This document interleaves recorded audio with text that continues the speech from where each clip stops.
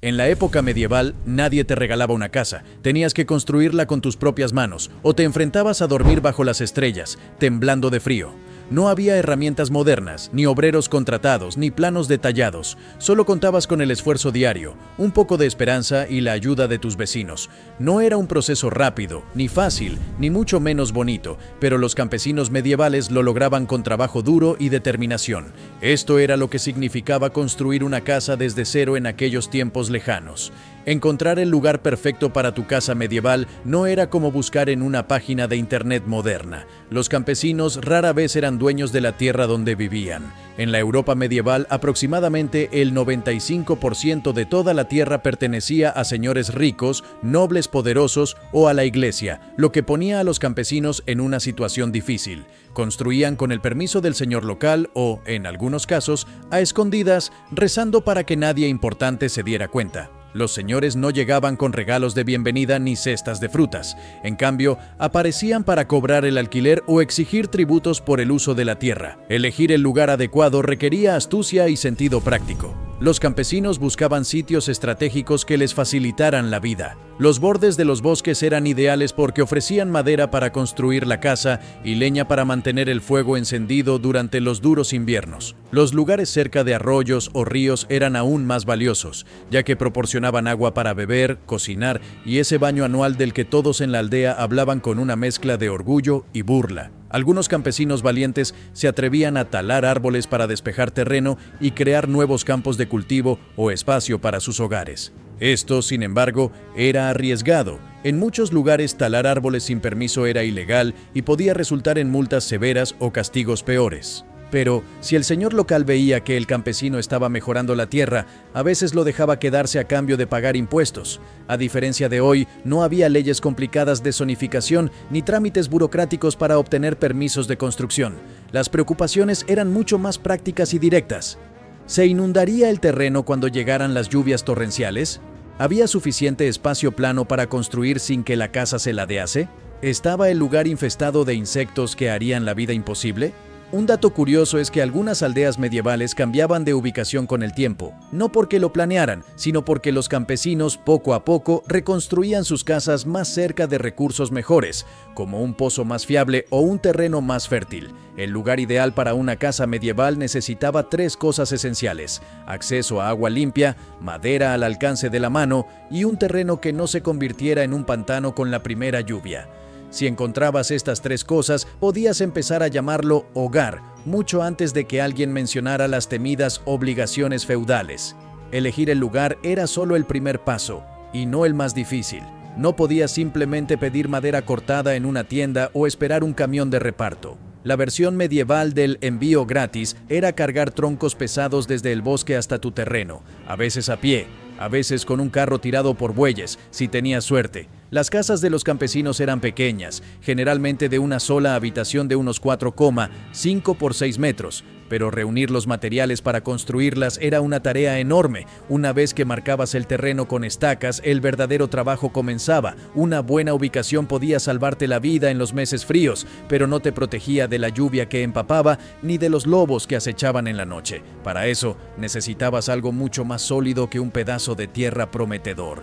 Los bosques medievales eran como los almacenes de materiales de la época, pero conseguir madera no era tan sencillo como elegir en un estante. La madera era el material principal para las casas campesinas, pero los bosques estaban estrictamente controlados por los señores o la iglesia. Los campesinos podían recoger ramas caídas o madera muerta para hacer fuego, pero cortar árboles vivos requería un permiso especial. Había reglas estrictas que decidían quién podía tomar qué. Romperlas podía costarte una multa pesada o, en casos extremos, como en la Inglaterra del siglo XIII, incluso la pérdida de una mano por robar madera. Las herramientas para trabajar la madera eran muy simples. La mayoría de los campesinos tenía un hacha, una posesión valiosa que se cuidaba como un tesoro y se heredaba de padres a hijos. Para partir los troncos, usaban cuñas de hierro o madera que golpeaban con mazos pesados. No había sierras eléctricas ni taladros. Todo dependía de la fuerza bruta y la paciencia para lidiar con troncos rebeldes. El momento de cortar la madera era crucial. La madera recién cortada era más fácil de doblar para piezas curvas, pero se encogía y agrietaba al secarse. La madera seca era más estable, pero mucho más dura de trabajar. Los campesinos más experimentados cortaban la madera en invierno, cuando la savia de los árboles estaba baja, y la dejaban secar durante meses antes de usarla. Cada parte de la casa requería un tipo específico de madera. Para los postes principales, que soportaban toda la estructura, se prefería el roble por su fuerza y durabilidad. Algunos marcos de roble construidos en la Edad Media siguen en pie hoy, más de 500 años después, como prueba de su resistencia. Para los muros, los campesinos usaban ramas flexibles de avellano, sauce o fresno que podían tejerse entre los postes como una especie de cesta grande. Transportar la madera era otro desafío enorme. Los troncos eran pesados y los caminos medievales, si podían llamarse caminos, eran poco más que senderos de barro que se convertían en un desastre con la lluvia. Llevar la madera a casa era un trabajo agotador, arrastrando troncos por el barro hasta quedar exhausto. Por eso los campesinos solían usar árboles que estuvieran a no más de 1 o 2 kilómetros de distancia. Los bosques no solo eran una fuente de materiales, sino también un lugar peligroso. Lobos, osos y bandidos acechaban entre los árboles, haciendo que la recolección de madera fuera una tarea arriesgada. Por esta razón, muchos campesinos iban en grupos, convirtiendo la cosecha de madera en un evento social. La fuerza del grupo ofrecía seguridad y las manos extra ayudaban a cargar los troncos más pesados. Después de semanas de cortar, partir y arrastrar, finalmente aparecía una pila de madera en el terreno. Con los materiales reunidos y las estaciones cuidadosamente consideradas, llegaba el momento de darle un buen uso a toda esa madera ganada con tanto esfuerzo. Cuando llegaba el momento de levantar la estructura, los campesinos medievales convertían la construcción en un verdadero evento comunitario. Nadie construía una casa solo, era un esfuerzo de grupo que unía a toda la aldea. Primero, había que cavar hoyos profundos, de al menos 60 centímetros, para los postes principales que formarían el esqueleto de la casa. Estos hoyos se cavaban con palas de madera o, en el mejor de los casos, con palas de hierro para los pocos afortunados que tenían herramientas de metal. Muchos campesinos colocaban piedras grandes en el fondo de los hoyos para mejorar el drenaje y evitar que la madera se pudriera con la humedad. Levantar los postes era una tarea que requería fuerza y coordinación. De 4 a 6 adultos fuertes alzaban cada poste mientras otra persona lo guiaba para que encajara en su lugar. Intentar levantar una viga de roble de 6 metros solo era una receta para el desastre. Rápidamente te convertirías en el aplastado de la aldea. Las uniones eran una maravilla de la carpintería medieval. Sin tornillos ni clavos metálicos, los constructores usaban uniones de mortaja y espiga, como piezas de un rompecabezas de madera. Un hueco rectangular tallado en una viga encajaba perfectamente con una lengüeta tallada en otra. Si se hacía bien, estas uniones podían mantenerse firmes durante siglos. Para asegurarlas, usaban clavijas de madera dura, como roble o arce, que se hinchaban con la humedad, creando un ajuste aún más fuerte en días lluviosos. El momento culminante era levantar las vigas del tejado. Esto requería una coordinación cuidadosa, con hasta 10 personas usando cuerdas y postes para alzar las vigas pesadas. Los registros medievales muestran que los accidentes eran comunes. Un relato menciona a 3 hombres heridos cuando una viga del tejado se les resbaló. El trabajo en equipo no era opcional, era cuestión de supervivencia. Las aldeas tenían reglas no escritas. Si no ayudabas a tu vecino a construir su casa, no esperes que nadie aparezca cuando la tuya necesitara reparaciones. Con el marco de madera en pie, la casa empezaba a tomar forma, pero aún no podía proteger a nadie de la lluvia o el viento. Con la estructura lista, llegaba el momento de rellenar los muros. Aquí se usaba una técnica de entramado y mezcla de barro, la respuesta medieval a las paredes modernas, pero mucho más desordenada y efectiva.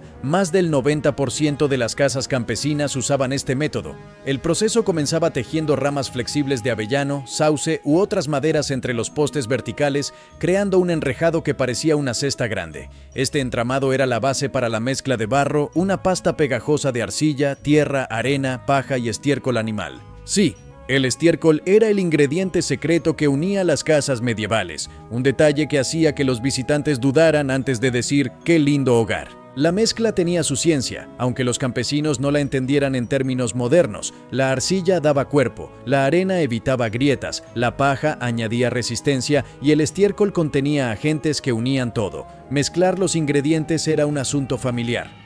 Todos, desde los adultos hasta los niños, se metían en un hoyo y pisaban la mezcla con los pies descalzos, convirtiendo el trabajo en una especie de juego fangoso. Aplicar la mezcla requería habilidad, perfeccionada a través de generaciones. Los trabajadores ponían puñados en ambos lados del entramado, presionando hasta que los dos lados se unían en el centro. Luego, alisaban la superficie con herramientas de madera o simplemente con las manos. El secado de las paredes podía tomar semanas y el clima podía complicar las cosas. Una lluvia inesperada podía convertir tu trabajo en un desastre fangoso. Una vez secas, las paredes, si la familia podía permitírselo, recibían una capa de pintura blanca de cal. Este acabado brillante sellaba la mezcla, mantenía a raya a los insectos y reflejaba la poca luz que entraba en el interior oscuro. Las paredes de entramado y mezcla de barro ofrecían un aislamiento decente contra el frío y eran sorprendentemente duraderas. Algunas secciones han sobrevivido cientos de años, prueba de que los materiales más humildes podían crear hogares sólidos. Con los muros en pie, el siguiente paso era el tejado, la clave para mantener a la familia seca. La mayoría de las casas campesinas tenían tejados de paja, una solución natural que combinaba materiales fáciles de encontrar con una eficacia sorprendente. En zonas agrícolas usaban paja de trigo. Cerca de ríos o pantanos preferían juncos, que eran más duraderos. Crear un tejado de paja era un arte. Los techadores eran artesanos respetados. Recolectaban grandes cantidades de material vegetal seco y lo colocaban en capas desde el borde inferior del tejado hacia arriba, asegurándolas con ramas partidas de avellano atadas a las vigas. La pendiente del tejado, entre 45 y 60 grados, era crucial. Si era demasiado plana, el agua se filtraba. Si era muy empinada, el techador podía resbalar y descubrir que los seguros médicos medievales no existían. Un tejado bien hecho era impermeable y aislante, manteniendo la casa cálida en invierno y fresca en verano. Pero los tejados de paja tenían riesgos. Una chispa del fuego podía encender el material seco y muchas ciudades medievales terminaron prohibiendo la paja tras incendios devastadores.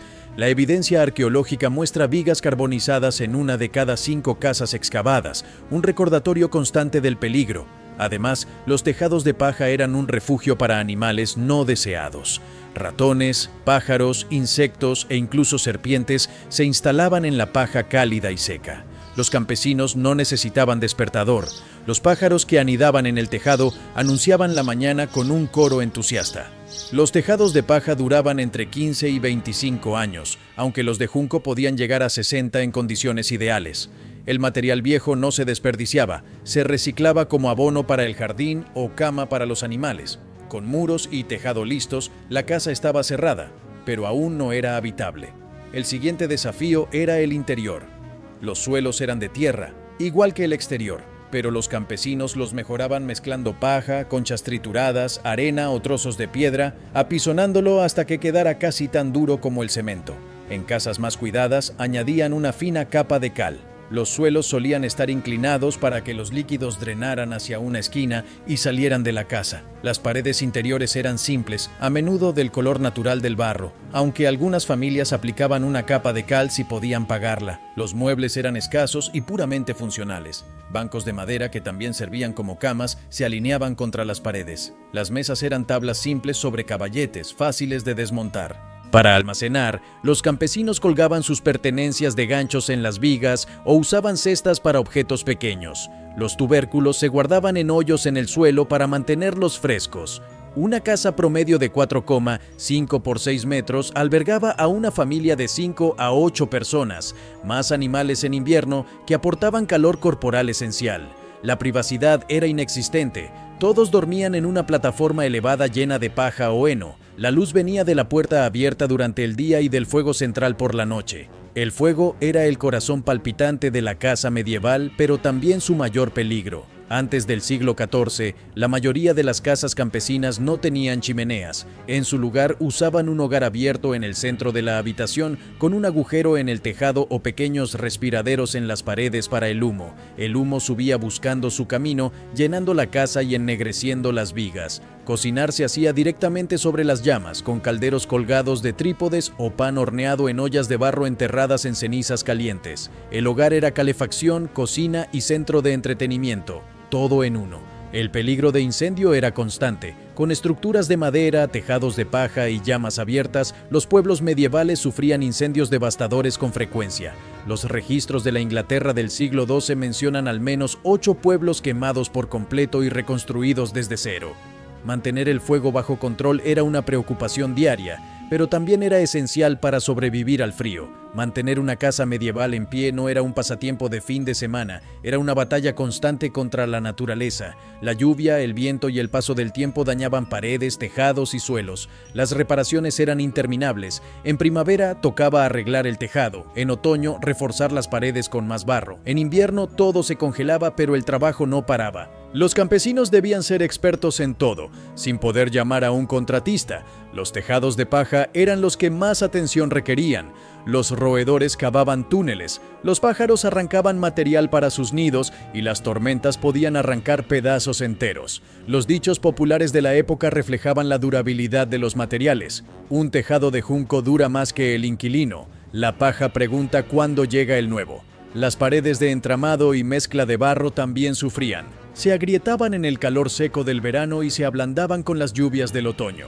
Los campesinos inteligentes encalaban sus paredes regularmente, usando la cal como una alerta. Cuando el blanco se volvía marrón, era hora de reparar antes de que el agua destruyera la estructura. Los suelos de tierra necesitaban mantenimiento constante. Los campesinos añadían capas frescas de arcilla o tierra compactada para nivelar las depresiones. En zonas húmedas, algunos esparcían hierbas para disimular el olor a humedad. Las herramientas para estas reparaciones eran muy simples: una llana de madera para alisar, un cuchillo de hueso para cortar paja y un mazo para clavar piezas nuevas. La sabiduría para arreglar la casa no venía de manuales, sino de preguntarle al abuelo antes de que muriera. Las excavaciones muestran que las casas campesinas sufrían reparaciones importantes varias veces en su vida y algunas eran reconstruidas por completo cada 30 o 40 años. A pesar de todos estos desafíos, las casas medievales eran más que simples refugios. Eran el centro de la vida familiar, donde generaciones enteras vivían, trabajaban y soñaban. En una habitación de 4,5 por 6 metros convivían padres, 3 a 6 hijos y a menudo 1 o 2 abuelos. A veces, gallinas, cabras o incluso una vaca se unían en invierno para compartir calor. La privacidad no existía. Todos dormían en la misma plataforma elevada y los niños medievales nunca escucharon la frase «vete a tu cuarto». La casa era a la vez taller, cocina, comedor, dormitorio y en ocasiones establo.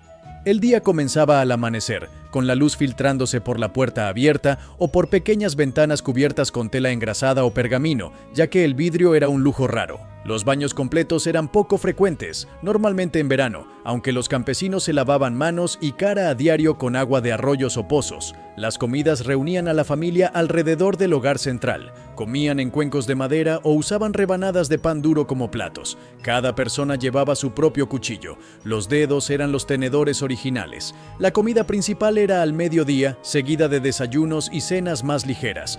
Durante el día, todos trabajaban en tareas esenciales. Las mujeres hilaban lana, los hombres tallaban herramientas de madera y los niños ayudaban con lo que podían. Al anochecer, el fuego proporcionaba luz para coser, contar historias o simplemente charlar, el equivalente medieval a ver una serie.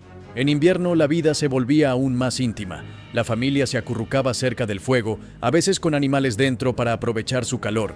Un poema medieval describe a una familia de 8 personas compartiendo su casa con 2 vacas, un ternero y 6 gallinas durante un enero especialmente duro. A pesar del humo constante, el hacinamiento y las reparaciones interminables, estas casas humildes albergaron a incontables generaciones. Eran logros técnicos impresionantes, construidas con materiales locales y técnicas transmitidas de padres a hijos. Pero lo más notable no eran las paredes de barro ni los tejados de paja, sino las personas que, dentro de esos espacios pequeños y llenos de humo, creaban familias, comunidades y un sentido de hogar que perduró a través de los siglos.